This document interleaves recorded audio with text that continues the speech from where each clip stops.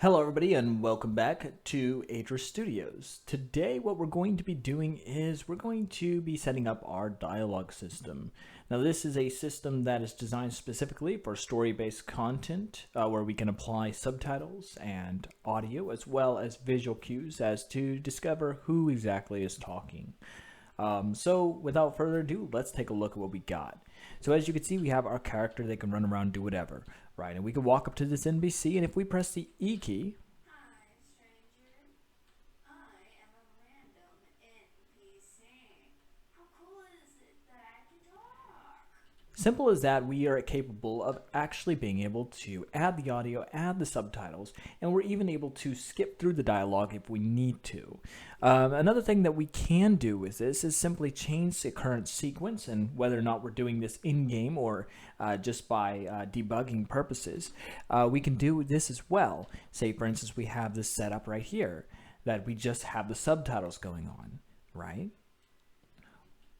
Or what if we decided that we wanted to be able to add color to it as well and also add some sort of visual image? As you can see, we now have the ability of adding that inside there as well. So without further ado, let's get into the details. All right, so the first thing that we want to do is go over to your scripts folder. So we're going to go over to assets, find our scripts folder. We're going to double click that right there. And we're going to simply right click, create a brand new folder, and we're going to call that our dialogue system. Inside there, simply create a C# script, and we're going to call that dialogue. Go ahead and open that up, and there's going to be a lot to cover inside of this tutorial, and I mean a lot. So make sure that you follow along to the best of your ability, and yeah, we'll get into that. So today we're going to be starting outside of the original class. So normally what we would do is we would start off with an actual public class of dialogue, which of course is what the script is designed as. But we need to first create two different types of classes as well. So we're going to go outside of this public class. We're going to create two new classes. So the first one we're going to do is system.serializable, so we're able to see it inside of the inspector. Then we're going to call this a public class called dialogue action. From here, we're going to create a public audio clip, which of course we're going to call _audio clip, a public stream called subtitles, a public color for our font color, and we're going to make this a default of color.white. And then of course, we also have a public sprite called character display icon. And of course, I put in this tooltip as well. It's not absolutely necessary, but it's there just for the heck of it. The next thing that we need to do is create another public class that's also set underneath the system.serializable. And we're going to call this our dialogue sequence. Now, for this sequence, we need to simply have a public dialogue action, which of course is this class right here, as an array, okay? And then we're going to just call that actions. Simple as that. All right, once you have these two classes done, I'm going to go ahead and close those up, and we're going to roll back up to the top where we have our public class of dialogue. Now inside of here, I would advise using unityengines.ui, and if you're using TextMesh Pro, make sure you're using TM Pro as well. So we're going to open this up, and at the top we have a header for our components. We also have a tooltip here for our public audio source called audio. Make sure that you do take off play on awake, and that loop is equal to false inside of this. The next thing we also want is a public text called our subtitle display text. And then of course we have a public image called our character display image, okay? We have a header for our dialogue, and inside here we have a serialized field private integer called current sequence. We then have a public dialogue sequence that is set up as an array, and this is going to be called our sequence. We probably could have called it sequences, but you know, it works either way. The next thing is a header for our settings, and we're just going to set these two fields as serialized, and we're going to make one as a private bool called typewriter effect, and the second one is a private float for our subtitle speed, and default we set it at 0.2. I would advise 0.05 or greater. It's up to you though. All right, so next we have, of course, a private int called our action index, a private bool called interactable, and a Boolean called interacting. I tried to connect this to our interaction interface from our previous couple tutorials, but for some reason it wasn't working well. So I went ahead and just did this right here. Okay, we're not going to cover the voids update just yet. We're going to cover all the other stuff first because that's exactly what we need to do. All right, so we're going to start at the bottom right here. So we created a all these triggers, I guess you could say. So let's do this right. All right. So we have a void on trigger stay 2D, a void on trigger enter, and an on trigger exit 2D as well. These are the same things that we did with the interaction script. We just simply checked if our collision dot tag is equal to player, if it's not equal to player. If that's not true, then we're going to return. Otherwise, we're going to say interactable is equal to true. And then, of course, on enter, we're going to say interactable is equal to true. On exit, we're going to say interactable is equal to false. Right here, go ahead and type this in, clear and close dialog. This is just as a, this is going to be a void that we're going to be doing in a couple seconds. So just, write that in for now. All right, so let's go and close those up and let's go up to the next. So right here we have a private I enumerator called type subtitle. Now this one I found off of Google, and basically all that it does is it simply types out these letters. So we're basically going to say for each we're going to get a character, and we're going to get a character. We're going to call that character C in our sequence.cur sequence. Then we're going to get the action inside that specific sequence. Then we're going to get that index inside of those action, or inside the action array, okay? From there, we're going to get the subtitles, and then we're going to set those subtitles to character array. I know that's a lot of information. Just make sure to write it in exactly how I got it, and you won't have any problems. The next thing that you're going to do is you're going to say subtitle display text.text plus equals seam. So basically, we're going to be adding those numbers continuously. So then we're going to say yield return new, wait for seconds. We're going to set subtitle speed, and it's just going to keep running through until it ends, which is exactly what we want. All right, so on the other effects, these are just very, very simple. On a play new voice track, we're first going to check if the audio source is equal to something. So we're going to say if not audio, and this of course is referencing our audio. I just saw it right up here. Yeah, right here. Our public audio source right there. So if that is not equal to anything, we're going to return from this and we're not going to run it. If that is the case, though, we're going to first stop the audio from playing. Then we're going to change the clip saying audio.clip is equal to the sequence or sequence array. Then we're going to select the current sequence. Then we're going to get the actions array from that sequence. And then we're going to get the specific index for that action array. Then we're going to get the audio clip, and we just assign it like that. Then we're going to say audio.play, and boom, we're done.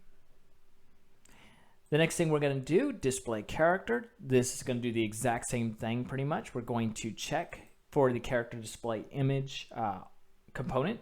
If that is false, then we're going to return. Otherwise, we're going to grab the character display icon from our sequence, the current sequence we're in, the actions array, the action index that we're in, and then of course the character display icon. And we're just checking if it's equal to null.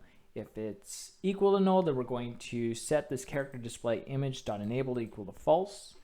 Otherwise, we're going to set the image equal or enabled equal to true, and we're also going to set the sprite using the exact same method we used up here.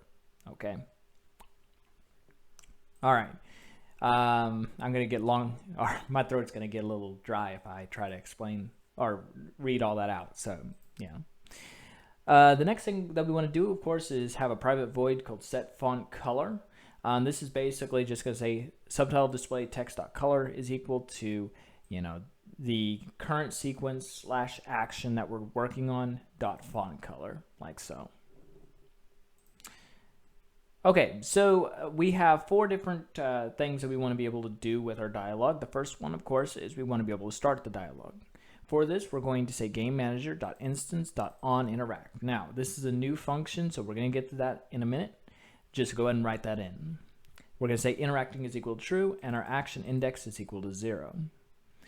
Then we put in this region, just saying if voice, and all we're doing is simply calling that void function. So you don't even need this region. You could just simply type in play new voice track, and yeah, that's all you need.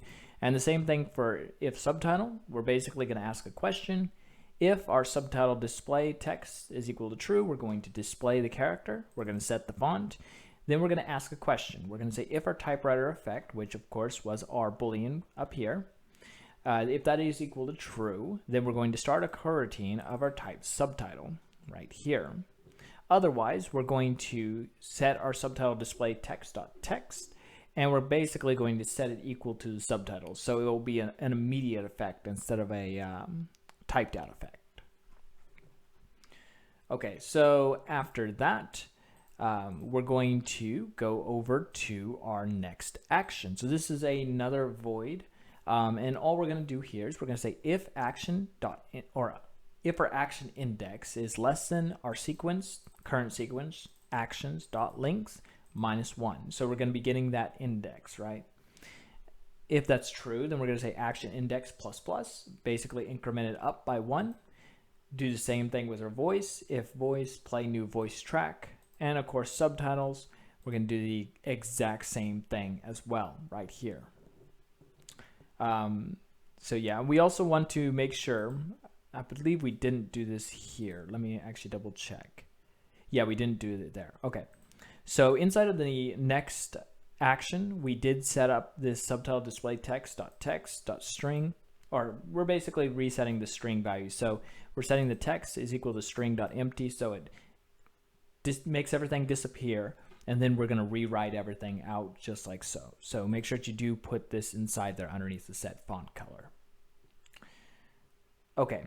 And then, of course, we are going to pull that up. And basically, if that statement is not true, we're going to say else clear and close dialog, which, of course, we called inside the onTrigger exit as well. And speaking of which, we're going to go ahead and cover that. So when we clear and close the dialog, we need to say action index is equal to 0. We're going to stop all coroutines. Interacting is equal to false. Then we're going to say if voice, if audio, audio.stop. So we're checking if we have the audio component. If that's true, we're going to make sure it stops. If we have our character display image, we're going to enable or set its enabled ability equal to false as well. And of course, if our subtitles, we're going to do the exact same thing, except we're just going to set the string equal to empty. So we're not going to disable it. We're just going to remove the text. And then of course, we're going to say GameManager.instance.onExitInteraction. And this is another one we're going to cover in a second. So keep that in mind. But yeah, just pay attention to how you spell it over here. And then when we go over to the Game Manager, you'll understand. All right, lastly is, of course, our skip action. We're basically going to stop all coroutines. We're going to say subtitle display text.text. We're going to set a string.empty, and then we're going to call our next action, like so. And that should really only be called if instead of our void update as well. Okay, so we also have a public void called setSequence with an int for our new sequence. And here we're just going to set our cur sequence equal to a new sequence. And this is like an action that, say for instance, of the world, we have an event that triggers this sequence to change, then we'll be able to do that. All right, the last thing that we need to do is inside of our private void update. And inside here, we're going to say if not interactable, return. And then we're going to ask a question. We're going to say if input.getKeyDown, and we're going to say keycode.e. And then we're going to ask another question. We're going to say if not interacting, start dialog, right? Otherwise, we're going to then say if our subtitle display text.text is equal to the current sequence action subtitle. And then we're going to basically say go to the next action, right? Otherwise, we're going to skip action. So basically, if we're finished with the dialogue, then if we press the E, it's going to go to the next action. Otherwise, if we're halfway through the dialogue or a quarter way through the dialogue, it's going to just skip it entirely, and we're just going to go to the next one. Simple as that. Okay, so that's all we have to do inside of our dialogue. Let's go over to our game manager real fast. And this is something, if you haven't been following along, make sure that you do go back and take a look at what we got done with our 2D platformer and all. But this is all you really need for this. So we have a public void on interact right here. And we have a public void on exit interaction. So basically, we're going to be getting the singleton value for our player. So player.instance.canMove is equal to false. And you can do whatever you want here as well. This is just what I'm doing, okay? We're going to create a rigid body 2D. We're going to call it PRB. And then we're going to basically say player.instance.getComponent rigid body 2D PBRB. I can't even speak. Dot velocity is equal to a new vector 2, 0 on our X, and basically set our velocity.y equal to its current velocity, like so. You could do this on the player in and of itself and just simply say player can't move, or player.instance.can't move as a void function, and you could do the exact same thing over there. Over here, we're going to, or on our exit interaction, we're just going to say player.instance.canMove is equal to true, okay? Let's go over to our player script, and right here, all we need to do is, well, a couple things. So we added in these two, I guess you'd say brackets here. But on our if not can move, we basically set it to return previously. But all we're going to do here is we're going to say anim.setFloat speed is equal to 0. So we're making sure that our character's animation is set to its idle state. And then we're going to return inside of our update. To get our character to stop moving, though, we need to go over to our fixed update. And we're going to basically set if not can move, then we're going to return. And so this will no longer be working as well. So that's just something that you need to do. All right. So let's head back over here into Unity. And all you need to do for your dialogue inside of your canvas or your UI is for your subtitle, you can just simply right click your canvas, create a UI element text. And if you're using Text Mesh Pro, like I said, you can do that as well. But basically just rename it subtitle or whatever you want. You can erase text, make sure that the raycast target is equal to false, set it wherever you want to be able to set it, change the size, whatever, okay? As for the character display image, you could set this any way that you want it as well. I made sure that I disabled the image right here for now, temporarily. Also, I made sure that the raycast target is equal to false. And of course, I just positioned it where I wanted it to. You can make it cover the entire scene if you want, but I don't really see it as necessary. So that's up to you as well. Make sure these two are above the fade window inside the hierarchy. That way, if you want to be able to fade out something, it's going to hide these two as well. So just keep that in mind. Okay, so we're going to grab our NPC reference, and let's actually pull this up a little bit so then you guys can see a lot more what's going on. But basically, you can have this audio source on anything. You could have it on your game manager, you can have it on your player, or you can just have it on the NPC. And it doesn't really matter. Just make sure that if you're using an audio source, that you do drag it up to the audio component. You know, that way you can actually speak. Same thing, of course, with the subtitle display text. You simply click, drag, and drop. And character display image, we're going to click, drag, and drop, just like so. To create a new sequence, all we need to do is simply change the sequence value to number 4. And then we open this up. And let's just say that we have 0 actions. As you can see, the action list is empty. I can press, let's just do 2 actions here. And we're going to open that up. We're going to not give it any audio cues. We're going to put our subtitle. We're going to say, hello, this is another action, like so. For our font color, let's go ahead and give it a white color. And we're not going to give it a character display icon. I don't really think it's necessary for this. Now let's open up the next element, and we're going to basically do the same thing. We're going to say, this is awesome. And for the color, let's go ahead and give it, I don't know, a purple color. And for this one, let's also give it an actual image. So we're just going to give it this image for now. We need to set the current sequence equal to number 3. That way we have that element ready to go. And if we press play, what's going to happen is that we're going to be able to now have our new dialogue set up, which is going to be awesome, and everything should be working flawlessly. And like I said, this is a script that you could put on any object that you're going to be interacting with, as long as it has a trigger collider. Mine is a circle collider 2D. As long as it's set to is trigger, then you'll be able to do this. So we walk up to this character, we press the E key. Okay, there we go. It pops up, but it was not actually writing it out. All right, so let's roll down and see. Let's see what's no, because that's not there. Yeah, that would explain it. Okay, so make sure that alpha is actually up. That was weird. Anyway, so as you can see, hello, this is another action. If we press E, this is awesome. Boom. And we can do this over and over and over again with a limitless amount of story content that you can add to any one of your characters and all. All right, I hope you guys enjoyed this tutorial. If you did, make sure to leave a like, subscribe, check out some other videos. If you have any questions regarding this dialogue system, make sure to leave those in the comment section below. I'll be happy to get to those as soon as possible. As for the rest of this right here, I'm going to try to start working on the graphics and improving them, getting better gameplay inside here. And then, of course, hopefully we'll have something better next week. I'll figure out, of course, the next tutorial. If you guys have any tutorial ideas, make sure to leave those as well into the comment section below, especially if it's something that you guys absolutely need to pick up. All right, I'll see you guys later. Bye.